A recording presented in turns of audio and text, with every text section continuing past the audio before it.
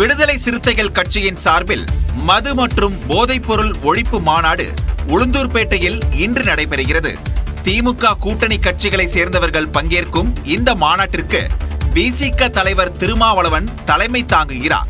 பிற்பகல் 3 மணிக்கு மாநாடு தொடங்கும் என தெரிவிக்கப்பட்டுள்ளது.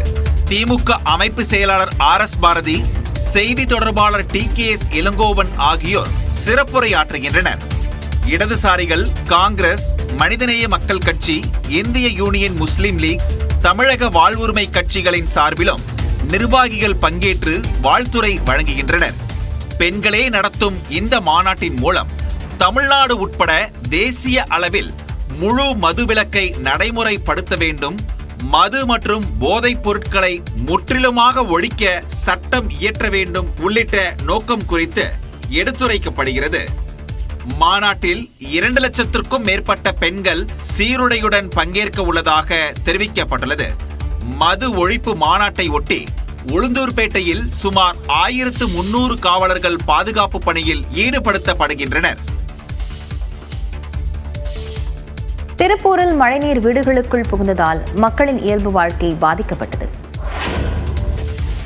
திருப்பூரில் பெய்த கனமழை காரணமாக சாலைகளில் வெள்ள நீர் பெருக்கெடுத்து ஓடியது. திருப்பூரில் நேற்று பகலில் வெயில் வாட்டி வதைத்த நிலையில் மாலையில் மழை வெளுத்து வாங்கியது.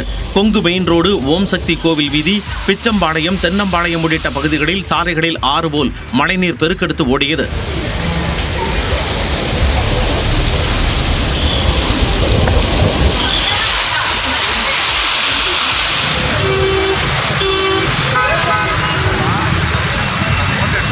தாழ்வான இடங்களில் இரவு நேரத்தில் பெய்த கனமழை காரணமாக ஒரு சில இடங்களில் போக்குவரத்து நெரிசலும் ஏற்பட்டது. வீடுகளுக்குள் மழைநீர் புகுந்ததால் மக்கள் அவதியடைந்தனர்.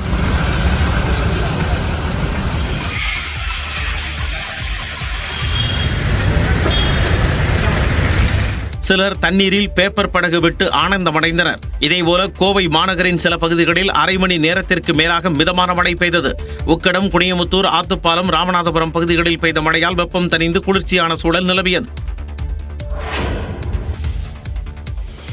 வடகிழக்கு பருவமழை அக்டோபர் 3வது வாரத்தில் தொடங்க வாய்ப்புள்ளதாக வானிலை ஆய்வு மையத்தின் தென்மண்டல தலைவர் பாலச்சந்திரன் தெரிவித்துள்ளார். சென்னையில் செய்தியாளர்களை சந்தித்த அவர் தமிழ்நாட்டில் ஜூன் மாதம் முதல் செப்டம்பர் 30ஆம் தேதி வரையிலான தென்மேற்கு பருவமழை இயல்பை விட 18% கூடுதலாக பெய்ததாக கூறினார். வடகிழக்கு பருவமழையுடைய துவக்கம் என்பதை பார்க்கின்ற பொழுது 4 வார காலகட்டத்துடைய அந்த போர்காஸ்ட் வச்சு பார்க்கும் பொழுது அக்டோபர் மத்தியில், அதாவது 3வது வாரத்தை பகுதியை ஒட்டி துவங்குவதற்கான வாய்ப்பு இருக்கிறது.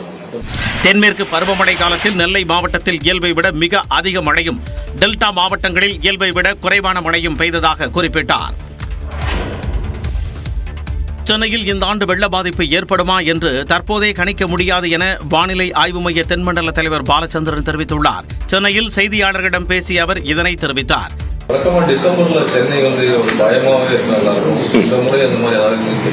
இது 3 மாதத்துக்கான காலத்துக்கிட்டத்துக்கு இப்ப சொல்லியிருக்கோம். அக்டோபர், நவம்பர், டிசம்பர் 3மே சேர்ந்துதான். ஒவ்வொரு மாதம் முடிவில் அடுத்த மாதத்தில் நவம்பர் மாதத்தில் டிசம்பர் மாதத்தை பற்றி போர்காஸ்ட் ஆகிருக்கு. இதனிடையே தமிழ்நாடு உள்ளிட்ட தென்னிந்தியாவில் வடகிழக்கு பருவமழை இயல்பை விட அதிகமாக இருக்கும் என இந்திய வானிலை ஆய்வு மையம் கணித்துள்ளது. 112% மழை பெய்யும் எனவும் இந்திய வானிலை ஆய்வு மையம் தகவல் தெரிவித்துள்ளது. வடகிழக்கு பருவமழையை முன்னிட்டு சென்னை மாநகராட்சி பகுதிகளில் மேற்கொள்ளப்பட்டு வரும் முன்னெச்சரிக்கை நடவடிக்கைகள் குறித்த ஆலோசனைக் கூட்டம் நடைபெற்றது. சென்னை ரிப்பன் மாளிகையில் மாநகராட்சி ஆணையாளர் குமரகுருபன் தலைமையில் நடைபெற்ற கூட்டத்தில் மண்டல கண்காணிப்பு அலுவலர்கள் கலந்து கொண்டனர். கூட்டத்தில் பேசிய குமரகுருபன் தாழ்வான பகுதிகளில் தேவையான முன்னெச்சரிக்கை நடவடிக்கைகளை மேற்கொள்ள வேண்டும், தயார்படுத்தப்பட்டுள்ள நிவாரண முகாம்களில் தேவையான அடிப்படை வசதியை ஏற்படுத்திட வேண்டும், அனைத்து துறைகளும் ஒருங்கிணைந்து பணிகளை மேற்கொள்ள வேண்டும் என்பன உள்ளிட்ட ஆலோசனைகளை வழங்கினார். இதனிடையே முன்னெச்சரிக்கை நடவடிக்கை 1311 விளம்பர பலகைகள் மற்றும் 317 விளம்பர பதாகைகள் அகற்றப்பட்டுள்ளதாக சென்னை மாநகராட்சி தெரிவித்துள்ளது. சென்னையில் நடைபெற்ற விமானப்படையின் சாகச ஒத்திகை மக்களை பிரமிக்க வைத்தது. சென்னையில் நடக்கவுள்ள இந்திய விமானப்படையின் சாகச நிகழ்ச்சிக்கான ஒத்திகைகள் கண்களை கவரும் வகையில் நடைபெற்றன. இந்திய விமானப்படையின் சாகச நிகழ்ச்சி முதன்முறையாக சென்னையில் வரும் 6ஆம் தேதி நடக்கவுள்ளது. மெரினா கடற்கரையில் நடைபெறவுள்ள நிலையில் அதற்கான பயிற்சி ஒத்திகையை விமானப்படை வீரர்கள் நிகழ்த்தினர். சாரங் ஹெலிகாப்டர், சுகோய், ரஃபேல் உள்ளிட்ட பல்வேறு விதமான 70 போர் விமானங்கள் ஒத்திகையில் ஈடுபட்டன. வீரர்களின் ஒத்திகையை வேடிக்கை பார்க்க ஏராளமான மக்கள் குவிந்தனர்.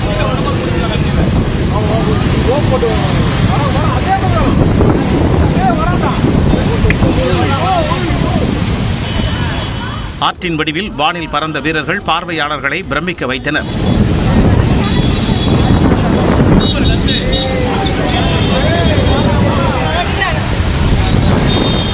விமானப்படை சாகச ஒத்திகை நிகழ்ச்சிக்காக சென்னை விமான நிலையத்தில் 1.5 மணி நேரம் சேவைகள் நிறுத்தி வைக்கப்பட்டன.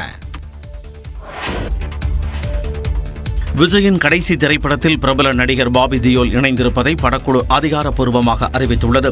தமிழக வெற்றிக் கழகத்தை தொடங்கிய விஜய் கோட் படத்திற்கு பிறகு ஏற்கனவே ஒப்புக்கொண்ட வினோத் படத்தில் மட்டுமே நடிக்கப் போவதாகவும் அதன் பிறகு படத்தில் நடிக்கப் போவதில்லை என்றும் அறிவித்தார். இந்நிலையில் தளபதி 69 படத்தின் அப்டேட்டுகளை படக்குழு வெளியிட தொடங்கியுள்ளது. தளபதி 69 படத்தில் பாலிவுட் நடிகர் பாபி தியோல் நடிப்பதாக படத்தின் தயாரிப்பு நிறுவனமான KVN தயாரிப்பு நிறுவனம் அறிவித்துள்ளது. விஜயின் கடைசி படத்திற்கு பிரபல இசையமைப்பாளர் அனிருத் இசையமைத்துள்ளார். வங்கதேசத்திற்கு எதிரான டெஸ்ட் தொடரை கைப்பற்றி உலக டெஸ்ட் சாம்பியன்ஷிப் போட்டிக்கான தரவரிசையில் இந்திய அணி தொடர்ந்து முதலிடத்தில் நீடிக்கிறது. வங்கதேச அணிக்கு எதிரான 2வது டெஸ்ட் கிரிக்கெட் போட்டியை இந்திய அணி 7 விக்கெட் வித்தியாசத்தில் வென்று தொடரையும் கைப்பற்றியது. 2 டெஸ்ட் போட்டிகள் கொண்ட தொடரில் விளையாட வங்கதேச அணி இந்தியாவில் சுற்றுப்பயணம் செய்தது. சென்னையில் நடந்த முதல் டெஸ்ட் போட்டியில் இந்திய அணி அபார வெற்றி பெற்ற நிலையில் 2வது டெஸ்ட் போட்டி கடந்த 27ஆம் தேதி கான்பூரில் தொடங்கியது.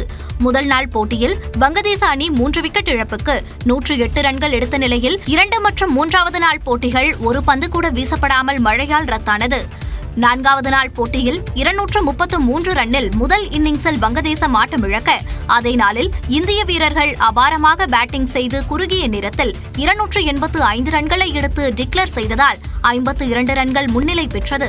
பின்னர் 2வது இன்னிங்ஸை ஆடத் தொடங்கிய வங்கதேச அணி 4ஆம் நாள் ஆட்ட நேர முடிவில் 2 விக்கெட்டுகளை இழந்து 28 ரன்கள் எடுத்தது. கடைசி நாள் போட்டியில் வங்கதேசத்தை வெறும் 146 ரன்களில் இந்திய வீரர்கள் சுருட்டினர். இதையடுத்து 95 ரன்கள் எடுத்தால் வெற்றி என்ற எளிய இலக்கை விரட்டிய இந்திய அணி 3 விக்கெட்டுகள் இழப்புக்கு 98 ரன்கள் சேர்த்து வெற்றி பெற்றது. 2 போட்டிகள் கொண்ட டெஸ்ட் தொடரை இந்திய அணி முழுமையாக கைப்பற்றியது. 2வது டெஸ்ட் போட்டியில் வங்கதேசத்தை வீழ்த்தியதன் மூலம் இந்திய கிரிக்கெட் அணி பல்வேறு சாதனைகளை நிகழ்த்தியுள்ளது. வங்கதேசத்தை வீழ்த்தியதால் இந்திய அணி சொந்த மண்ணில் தொடர்ந்து 18 டெஸ்ட் தொடர்களை வென்று சாதனை படைத்துள்ளது. கடந்த 2016ஆம் ஆண்டிற்கு பிறகு நடந்த 86 டெஸ்ட் கிரிக்கெட் போட்டிகளில் இந்திய அணி 53 வெற்றிகளை பதிவு செய்துள்ளது. வெறும் 173 ஓவர்களில் இந்திய அணி கான்பூர் டெஸ்ட் போட்டியில் வெற்றி பெற்றுள்ளது. இதே டெஸ்ட் போட்டியில் இந்திய அணி விரைவான அரை சதம் மற்றும் சதம் விளாசிய சாதனையையும் நிகழ்த்தியது. கான்பூர் டெஸ்ட் போட்டியில் இந்திய அணி பேட்டிங் செய்தபோது ஒரு ஓவர் கூட மெய்டனாகவில்லை. ஓவருக்கு 7 ரன்களுக்கும் அதிகமாக ரன் ரேட்டுடன் டெஸ்ட் போட்டியை வென்ற ஒரே அணி என்ற சாதனையையும் இந்திய அணி நிகழ்த்தியுள்ளது. வங்கதேச போட்டித் தொடரில் தொடர்நாயகன் விருதை வென்ற ரவிச்சந்திரன் அஸ்வின் 12 முறை அந்த விருது வென்ற முத்தையா முரளிதரனின் சாதனையை சமன் செய்துள்ளார். கான்பூர் டெஸ்ட் போட்டியில் வென்றதன் மூலம் உலக டெஸ்ட் சாம்பியன்ஷிப் புள்ளி பட்டியலில் 74.24 புள்ளிகளுடன் முதலிடத்தை இந்தியா தக்க வைத்துள்ளது. தமிழ்நாட்டில் விளையாட்டு வீரர்களுக்கு விரைவில் அரசு வேலை வழங்கப்படும் என துணை முதலமைச்சர் உதயநிதி அறிவித்துள்ளார். விளையாட்டு வீரர்களுக்கான 3% இடஒதுக்கீட்டின் கீழ் முதற்கட்டமாக 100 பேருக்கு அரசு வேலை வழங்கப்படும் என்று துணை முதலமைச்சர் உதயநிதி ஸ்டாலின் தெரிவித்துள்ளார். விருதுநகர் மருத்துவக் கல்லூரி கலையரங்கத்தில் பொதுமக்களுக்கு நலத்திட்ட உதவிகள் வழங்கும் நிகழ்ச்சி நடைபெற்றது. இதில் கலந்து கொண்ட துணை முதலமைச்சர் உதயநிதி ஸ்டாலின் முதலமைச்சர் கோப்பைக்கான விளையாட்டுப் போட்டிகளில் வெற்றி பெற்ற 2111 பேருக்கு 42,96,000 ரூபாய் மதிப்பிலான பரிசுத் தொகைகளை வழங்கினார். அடுத்து கல்லூரி விருதுநகர் இந்து நாடார் செந்தில்குமர நாடார் கல்லூரி மாணவ மாணவிகளை அன்போடு மேடைக்கு அழைக்கின்றோம். பின்னர் மேடையில் பேசிய அவர் இடஒதுக்கீட்டின் கீழ் முதற்கட்டமாக 100 வீரர்களுக்கு அரசு வேலை வழங்கப்படும் என்றும் அறிவித்தார். அரசு மற்றும் அரசு பொதுத்துறை நிறுவனங்கள்ல விளையாட்டு வீரர்களுக்கு 3% இட ஒதுக்கீட்டின் அடிப்படையில் வேலை வாய்ப்பை வழங்க வேண்டும் என்று ஜாப் ஆஃபர்ஸ் வேண்டும்னு விளையாட்டு வீரர்கள் தொடர்ந்து கோரிக்கை வச்சுட்டு இருக்காங்க. கழக அரசு அமைந்த பிறகு நம்முடைய மாண்பு முதலமைச்சருடைய சீரிய நடவடிக்கையின் பேர்ல முதல் கட்டமாக 100 விளையாட்டு வீரர்களுக்கு அரசு பணி வழங்க இருக்கிறோம் என்பதை இந்த நேரத்தில் மகிழ்ச்சியோடு தெரிவித்துக் கொள்கின்றேன். பட்டி தொட்டி எங்கும் விளையாட்டு வீரர்களை உருவாக்கும் நோக்கில் முதலமைச்சர் கோப்பைக்கான விளையாட்டுப் போட்டிகளுக்கு நிதி ஒதுக்கீடு அதிகரிக்கப்பட்டிருப்பதாகவும் உதயநிதி ஸ்டாலின் தெரிவித்தார். துணை முதலமைச்சராக பொறுப்பேற்றுள்ள உதயநிதி ஸ்டாலினை நடிகர் வடிவேலு நேரில் சந்தித்து வாழ்த்து தெரிவித்தார். விருதுநகரில் அரசு நிகழ்ச்சியில் பங்கேற்பதற்காக துணை முதலமைச்சர் உதயநிதி ஸ்டாலின் மதுரை சென்றார். அங்கு தனியார் ஹோட்டலில் தங்கியிருந்த உதயநிதி ஸ்டாலினை நடிகர் வடிவேலு நேரில் சந்தித்து ஆரத்தழுவி வாழ்த்து தெரிவித்தார். பின்னர் நியூஸ் 18 தமிழ்நாடு தொலைக்காட்சி செய்தியாளருக்கு தொலைபேசி வாயிலாக பேட்டியளித்த நடிகர் வடிவேலு கடினமான உழைப்பு, எளிமையான அணுகுமுறையால் உதயநிதி மீது பொதுமக்களுக்கு நம்பிக்கை வந்திருப்பதாக தெரிவித்தார். அவருக்கு என்ன சிறப்பா இருக்குல்ல, பிரமாமா இருக்கு. வேலை போய் பார்த்தவரு பரபரப்பா இருக்கு. அவர் எப்பயுமே இன்னும் சுறுசுறுப்பா இருப்பாரு, ரொம்ப அருமையா பண்ணுவாரு. இப்ப இந்த 2 வருஷமே நல்லா தானே பண்றாரு, அழகா போறாரு, அழகான நேரத்துல வந்திருக்காரு. ரொம்ப ரொம்ப சிறப்பா இருக்கும். துணை முதலமைச்சராக உதயநிதியின் செயல்பாடுகள் சிறப்பாக இருக்கும் என்றும் வடிவேலு தெரிவித்தார். கிருஷ்ணகிரியைச் சேர்ந்த நாம் தமிழர் கட்சியின் மண்டல செயலாளர், இளைஞர் பாசறை செயலாளர் உள்ளிட்டோர் நாம் தமிழர் கட்சியில் இருந்து கூண்டோடு விலகியுள்ளனர். கிருஷ்ணகிரி மாவட்டம் ஓசூர் தாலுகா அலுவலகத்தில் அமைந்துள்ள மாவட்ட பத்திரிகையாளர் அரங்கில் நாம் தமிழர் கட்சி மண்டல செயலாளர் கரு பிரபாகரன் தனது ஆதரவாளர்களுடன் செய்தியாளர்களை சந்தித்தார்.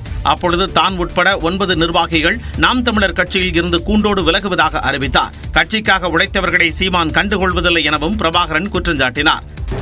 நீங்க ஈழமக்களுக்கான செஞ்ச உதவி 10 உதவி சொல்லுங்க. நீங்க நான் உங்களுக்காக சேரல, நான் கட்சியில பிரபாகரன் ஒட்டனவுக்காக வேலை செஞ்சாங்க. அந்த மூத்த 10 கட்சிக்கு வந்தோம்.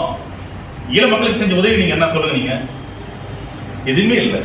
சீமானுக்கு எதிராக கிருஷ்ணகிரி மாவட்ட நாம் தமிழர் கட்சி நிர்வாகிகள் போர்க்கொடி தூக்கி இருப்பது பேசுபொருளாகியுள்ளது.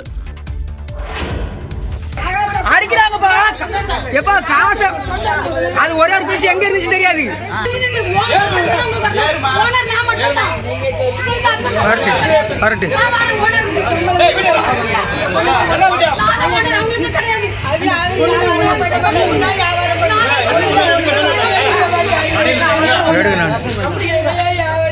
தங்களது கடைக்கு வந்து சிப்ஸ் பாக்கெட்டுகளை கத்தை கத்தையாக அள்ளிச் சென்ற காவலர்களிடம் பணம் கேட்டதற்காக தங்கள் மீது போதைப் பொருள் விற்றதாக பொய் வழக்கு போடப்பட்டிருப்பதாக கண்ணீர் சிந்துகின்றனர் இந்த கடைக்கார தம்பதியினர். கூடுவாஞ்சேரியில் உள்ள தனியார் அடுக்குமாடி குடியிருப்பு வளாகத்தில் கார்த்திகா வேலு தம்பதியினர் கடந்த 20 ஆண்டுகளுக்கு மேலாக கடை நடத்தி வருகின்றனர்.